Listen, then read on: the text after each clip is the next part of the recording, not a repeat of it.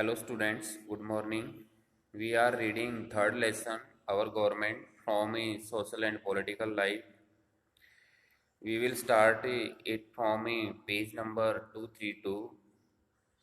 We have read some topics yesterday and now we will start the next topic, types of government. Government can be different types. Government जो है ये different types की हो सकती हैं। Monarchy, dictatorship and democracy. Monarchy जिसको हम राजतंत्र बोलते हैं हिंदी में, डिक्टेटरशिप तानाशाह होता है और डेमोक्रेसी जो इंडिया में अपनाई गई है वो लोकतंत्र होता है। Are the three main types of government, ये मेन टाइप्स होती हैं गवर्नमेंट की। Let us know more about them. अब हम इन थ्री टाइप्स ऑफ गवर्नमेंट के बारे में पढ़ेंगे। तो इसमें जो दिया गया है वो दिया गया है, सबसे पहले दिया गया है मोनार्की। मोनार्की सिस्टम में क्या होता है, do you recognize this person? क्या आप ये जो फोटो दिया गया है इसको आप पहचानते हैं? ये मुगल एम्परर अकबर का फोटो दिया गया है। तो do you recognize this person? He is Akbar the great, one of the greatest monarch in history. यह हिस्ट्री में बहुत बड़ा मोनार्क रहा है। और monarchy is a form of government which is headed by a king और ए क्वीन। मोनार्की सिस्टम जो होता है इसमें गवर्नमेंट जो होती है उसका हेड होता है वहाँ का राजा या रानी। It is mainly a hereditary form of government. यह हेरेडिटरी फॉर्म होती है यानी कि उत्तराधिकार के आधार पर ये गवर्नमेंट बनाई जाती है।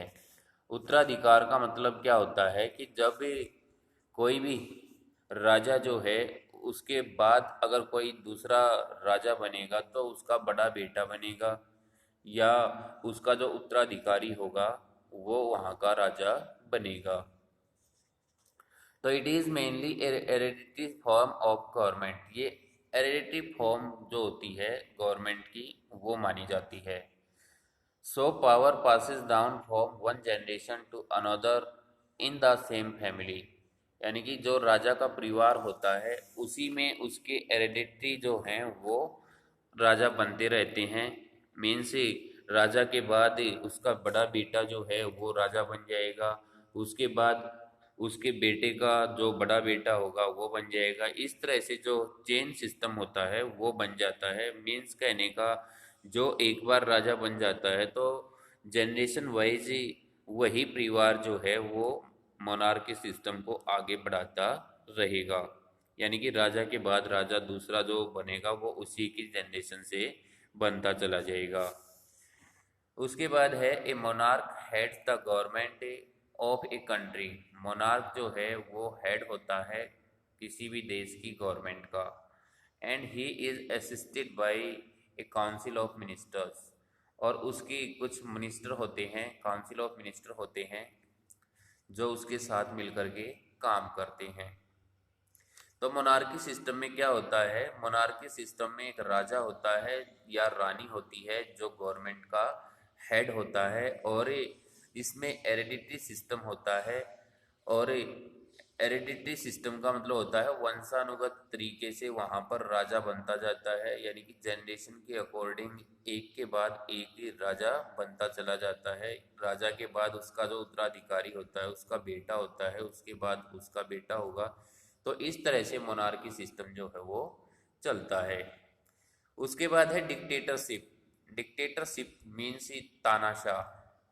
इसमें क्या होता है, जैसे इसमें दिया गया है Adolf Hitler was one of the most famous dictators in world history. अगर डिक्टेटरशिप की बात की जाती है तो इसमें जो वर्ल्ड हिस्ट्री में फेमस डिक्टेटर रहा है वो एडोल्फ हिटलर के नाम से जाना जाता है। Dictatorship is a form of government in which all the power rest with one individual. तो इसमें जो पावर होती है, गवर्नमेंट की जो पावर होती है वो केवल एक आदमी के हाथ में होती है। जैसे हमने मोनार्की सिस्टम में पढ़ा था। मोनार्की सिस्टम में जो हेड ऑफ द गवर्नमेंट होता है वो मोनार्क होता है, या क्वीन होती है, या फिर किंग होता है, और उसके काउंसिल ऑफ मिनिस्टर होते हैं। लेकिन डिक्टेटरशिप में क्या होता है, इसमें एक ही आदमी होता है जो हेड होता है, और the dictator does not adhere to any rules or laws, not does he care about the welfare of the people। कि डिक्टेटर में क्या होता है कि वह पालन नहीं करता किसी भी रूल का, कानून का, और अपनी मर्जी से काम करता है लोगों के लिए। यानी कि जो भी काम करना है उसने वो अपनी मर्जी से करेगा। He rules according to his own whims, अपनी मर्जी से काम करेगा या अपनी मर्जी से रूल बनाएगा। एंड फैंसीज, और जो भी उसकी पसंद के रूल होंगे वो अपनी मर्जी से बनाएगा। Hence dictatorship is mostly oppressive. तो इसका कहने का मतलब यही है कि जो डिक्टेटरशिप है वो बहुत ही ऑपरेसिव सिस्टम होता है, दमनकारी सिस्टम होता है, लोगों को काफ़ी दबाया जाता है। तो डिक्टेटरशिप में हमने क्या पढ़ा, डिक्टेटरशिप में जो हेड होता है गवर्नमेंट का वो एक ही आदमी होता है, और वो अपनी मर्जी से कानून बनाता है, अपनी पसंद के कानून बनाता है, और लोगों पर ज़बरदस्ती उनको थोपता है।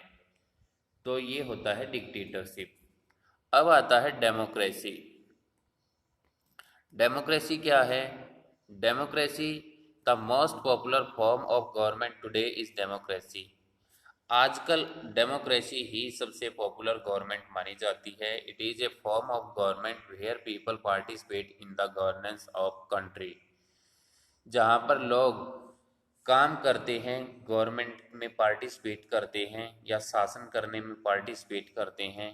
डेमोक्रेसी मीन्स लोकतंत्र, और लोकतंत्र जो होता है ना, ये दो वर्ड से मिलकर बना है, लोक प्लस तंत्र। लोक मतलब लोगों का, और तंत्र मतलब शासन।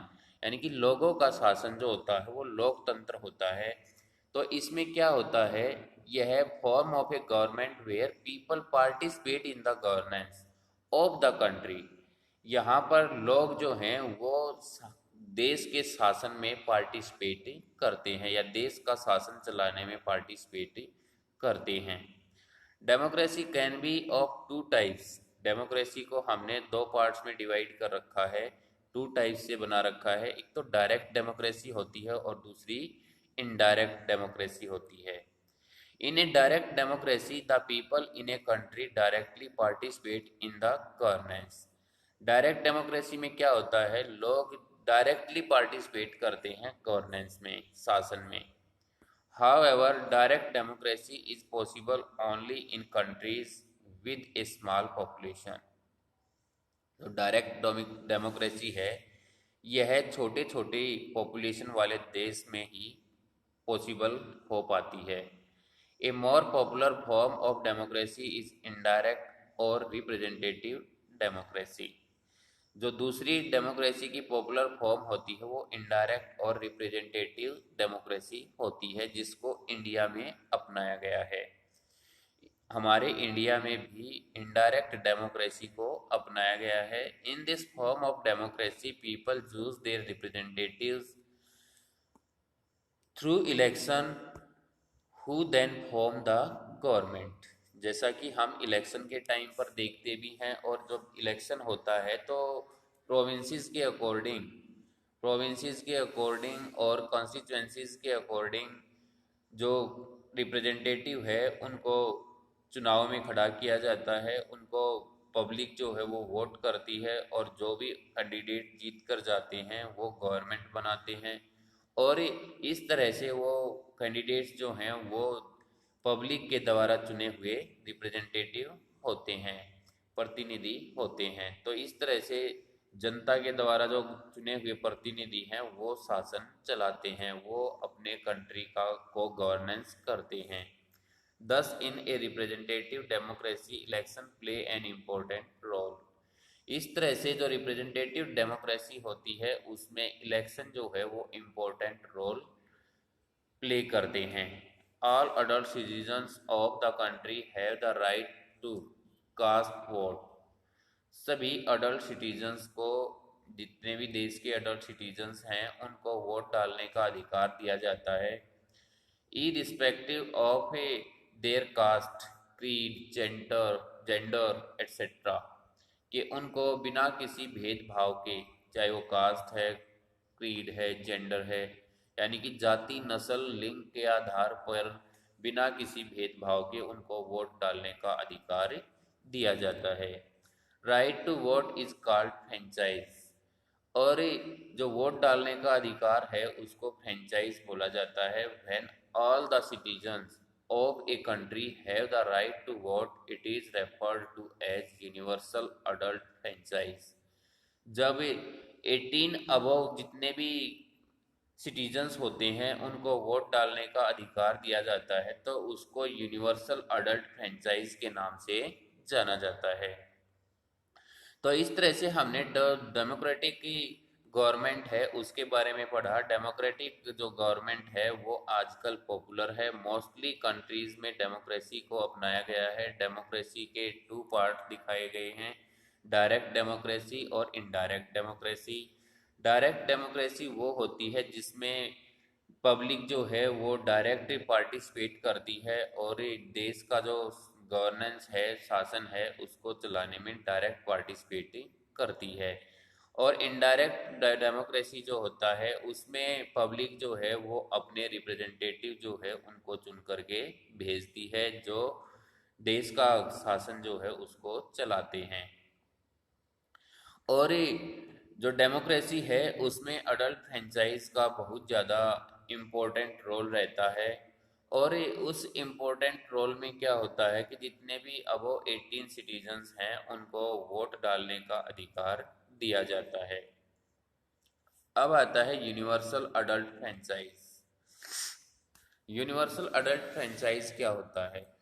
ए democracy is successful only when the citizens have the right to vote. Democracy तभी सफल हो सकता है जब सिटीजन्स को वोट डालने का अधिकार दिया जाए। All citizens of India above 18 years of age have the right to vote. और इंडिया के जितने भी सिटीजन्स हैं 18 अबव, उनको वोट का अधिकार दिया गया है। यूनिवर्सल अडल्ट फ्रेंचाइज इज दस a significant feature of the Indian democracy. Universal adult franchise जो है इस तरह से एक सिग्निफिकेंट फीचर बनी हुई है इंडियन डेमोक्रेसी की। It was adopted as soon as the Indian constitution came into being. जैसे ही इंडियन कॉन्स्टिट्यूशन को अपनाया गया था वैसे ही अडल्ट फ्रेंचाइज को भी इसमें शामिल किया गया था, अडल्ट फ्रेंचाइज को भी अपना लिया गया था। The first general elections held in the country in 1952 were based on universal adult franchise। हमारे देश में, इंडिया में जो पहले इलेक्शन हुए थे वो 1952 में हुए थे और वो यूनिवर्सल अडल्ट फ्रेंचाइज के बेस पर ही हुए थे। It was an important step. जो अडल्ट फ्रेंचाइज है यह क्या है? It was an important step because people across the world have fought for their right to vote. क्योंकि लोगों को अपना राइट टू वोट लेने के लिए बहुत लड़ाई लड़नी पड़ी थी, लेकिन इंडिया में शुरू से ही अडल्ट फ्रेंचाइज को अपनाया गया है। Earlier only the rich and educated man had this right. पहले क्या था, केवल पढ़े लिखे आदमियों को ही वोट डालने का अधिकार दिया जाता था। पढ़े लिखों को या अमीर लोगों को वोट डालने का अधिकार दिया जाता था। It was believed that neither the poor nor women were capable of making their right choices or taking important decisions। पहले का मानना ये था कि ना तो गरीब आदमी और ना ही औरतें अपनी सही चॉइस और अपने इम्पोर्टेंट डिसीजन जो है वो खुद नहीं ले सकते। So the right to vote was not necessary for them. इसलिए जो राइट टू वोट है वो उनके लिए ज़रूरी नहीं है, यानी कि गरीबों के लिए और औरतों के लिए राइट टू वोट जो है वो ज़रूरी नहीं है। It was only after long struggle led by social activities and great campaigners for women's rights such as Emmeline Pankhurst that women got their right to vote। फिर क्या हुआ था कि बहुत लंबे स्ट्रगल के बाद, संघर्ष के बाद, कुछ सोशल एक्टिविटिस्ट जो थे उन्होंने बड़े बड़े अभियान चलाए थे औरतों के अधिकारों के लिए। जैसे कि एमिलाइन पंकहर्स्ट जो थी, उन्होंने औरतों की राइट टू वोट के लिए एक मूवमेंट चलाया था। और today women in almost every country have voting rights. और उन्हीं के प्रयास से क्या है कि आज अधिकतर देशों में या प्रत्येक देश में क्या है, राइट टू वोट दिया गया है। किसके लिए? वुमेन के लिए। तो इसमें क्या है कि हमने अडल्ट फ्रेंचाइज को पढ़ा है। अडल्ट फ्रेंचाइज जो है ये डेमोक्रेसी के लिए बहुत ज़्यादा ज़रूरी होता है। अगर डेमोक्रेसी को सक्सेसफुल बनाना है तो उसके लिए अडल्ट फ्रेंचाइज जो है वो बहुत ज़्यादा ज़रूरी होता है। और पहले के टाइम में हमने इसमें क्या पढ़ा, पहले के टाइम में क्या होता था कि जो औरतें थी और गरीब लोग थे उनको वोट डालने का अधिकार नहीं था। केवल पढ़े लिखे और अमीर लोगों को ही वोट डालने का अधिकार प्राप्त था। तो ऐसे में दूसरे लोगों के लिए भी संघर्ष किया गया, स्ट्रगल किया गया कि भाई औरतों को भी वोट डालने का अधिकार दिया जाए और गरीबों को भी वोट डालने का अधिकार दिया जाए। उनको इनके ये अधिकार क्यों नहीं दिए गए थे? क्योंकि जो पढ़े लिखे और अमीर आदमी थे उनका ये मानना था कि गरीब आदमी और औरतें जो हैं वो सही ढंग से फैसले नहीं कर सकते, वो अपने निर्णय खुद नहीं ले सकते। लेकिन बाद में कुछ सोशल एक्टिविटीज जो थे उन्होंने कुछ कंपेन चलाए, कुछ अभियान चलाए, जिसके कारण क्या हुआ था, औरतों के लिए वोट जो है वो, वोट का जो राइट था वो मिल गया था। और आजकल प्रत्येक देश में औरतों के लिए राइट टू वोट मिला हुआ है। अब इसमें केस स्टडी दिया गया है। तो केस स्टडी में क्या दिया गया है ये हम पढ़ेंगे। Case study suffragette movement. Suffragette movement, इसमें एमिलाइन पंकहर्स्ट जो दी है इसका फोटो दिया गया है। तो women all over the world had to fight hard to gain their voting right. Women जो है पूरे संसार में उन्होंने बहुत बड़ी लड़ाई लड़ी है वोटिंग राइट्स प्राप्त करने के लिए। In the middle of the 19th century के मिडल में group of women in Britain started the suffragette suffragette movement. उन्होंने सफ्रेजेट मूवमेंट शुरू किया था। सफ्रेजेट मूवमेंट का मतलब होता है जो औरतों के अधिकार से रिलेटेड होता है। औरतों की स्वतंत्रता के लिए जो आंदोलन चलाया जाता है उसको सफ्रेजेट के नाम से जाना जाता है। तो इसमें उन्होंने वोटिंग राइट्स के बारे में डिमांड की थी। The movement was led by Emmeline Pankhurst. जो मूवमेंट था वो किसके द्वारा चलाया गया था? Emmeline Pankhurst. Who founded the women social and political union. जो एमिलाइन पंकहर्स्ट थी उन्होंने औरतों के लिए सोशल और पॉलिटिकल यूनियन बनाई। The party members often resorted to violent means. जो पार्टी मेंबर्स थे वो प्राय क्या करते थे? वायलेंट मीन्स था उनका हिंसात्मक रवैया था, या मतलब था such as smashing windows and assaulting police officers. उनका क्या था कि वही जैसे कि विंडो को तोड़ देना, असाल्टिंग पुलिस ऑफिसर्स पर प्रहार करना। They also set on hunger strikes. उन्होंने फिर क्या किया? हंगर स्ट्राइक्स को शुरू किया, भूख हड़ताल को शुरू किया। And chain themselves to railing. और उन्होंने चेन देमसेल्स अपने आप को चेन कर लिया था to railing on the streets. गली में रेलिंग पर अपने आप को बांध लिया था। To gain public attention. और उन्होंने क्या किया था? पब्लिक अटेंशन को अपनी तरफ ही खींचा था। Many of them were impression. उनमें से बहुत सारे ऐसे थे जिनको इम्प्रीजन किया गया था। जेल में बंद कर दिया गया था। It was only after years of struggle that their demands were met. कई सालों के संघर्ष के बाद क्या हुआ कि उनकी डिमांड जो थी वो मान ली गई। In 1918 Britain allowed women to vote. और इसी संघर्ष के रिजल्ट में क्या हुआ था, इसी स्ट्रगल के रिजल्ट में क्या हुआ था, जो ब्रिटेन था उन्होंने औरतों को वोट डालने का अधिकार दे दिया गया था 1918 में।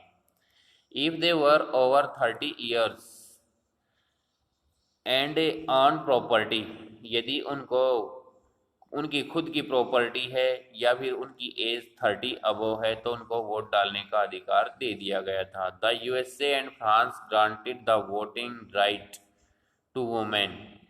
यूएसए और फ्रांस ने भी औरतों को वोटिंग राइट दे दिया था 1928 में और 1945 में। मीन्स जो यूएसए था उसने 1928 में वोट डालने का अधिकार दिया था औरतों को, और जो फ्रांस है उसने 1945 में वोट डालने का अधिकार दिया था। तो इस तरीके से हमने टाइप्स ऑफ गवर्नमेंट के बारे में पढ़ा। टाइप्स ऑफ गवर्नमेंट जिसमें हमने मोनार्की सिस्टम के बारे में पढ़ा, डिक्टेटरशिप के बारे में पढ़ा और डेमोक्रेसी के बारे में पढ़ा। डेमोक्रेसी जो है वो आजकल सबसे ज़्यादा पॉपुलर गवर्नमेंट मानी जाती है वर्ल्ड में, और मोस्टली देश जो हैं वो डेमोक्रेसी को ही अपनाए हुए हैं। और इसमें क्या दिया गया है कि जो डेमोक्रेसी है इसमें अडल्ट फ्रेंचाइज जो है उसको अपनाया गया है। और इंडिया में जो इलेक्शन हुए थे पहले वो 1952 में हुए थे, और उसी टाइम से जो अडल्ट फ्रेंचाइज है उसको अपनाया गया है, लोगों को वोट डालने का अधिकार दिया गया है। दूसरा इसमें केस स्टडी में दिया है सफ्रेजेट मूवमेंट के बारे में, औरतों के अधिकारों के बारे में जो आंदोलन चले थे, वोटिंग राइट जो प्राप्त किया था औरतों ने कैसे प्राप्त किया था, किस तरह से उन्होंने स्ट्रगल किया था, और आखिर में किन किन देशों ने कैसे कैसे किन सिचुएशंस में उन्होंने राइट टू वोट दिया था वुमेन्स के लिए, ये हमने इस लेसन में पढ़ा था। तो लेसन हमारा यहीं पर कंप्लीट होता है। Thank you.